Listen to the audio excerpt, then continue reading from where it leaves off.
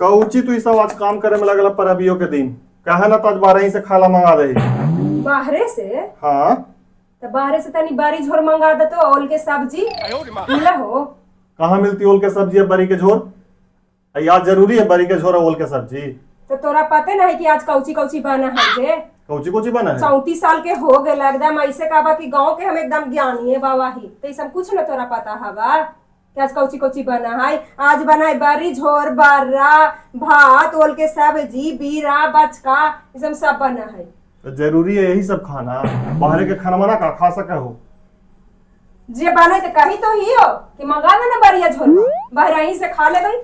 अब का हमरा दहिया में दर्द होल है। हम तो तोरे चलते बोले लियो कि बाहर से मंगा देबो तू जरी आराम कर लेबा कम से कम पर्व त्योहार के दिन।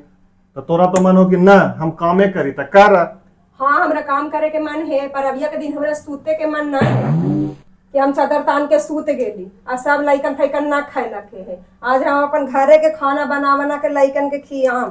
तो बनावा जल्दी हमरा भूख लगल। और लगाओ कि तोरा पैसा ज्यादा हो गेलो है तो पैसा हमरे दे दा तनी आओ खुशी से करम किया दिवाली के दिन मर्दाना के हाथ से हमरा पैसा मिल गेल। अरे घर के पैसा घरे में ना रहता है दे देबो तू बनावा खाना।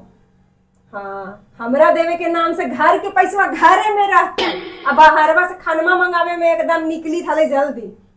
भलाई के जमाना ना है। हाँ तो पर्व के दिन भलाई हम ना चाह जा।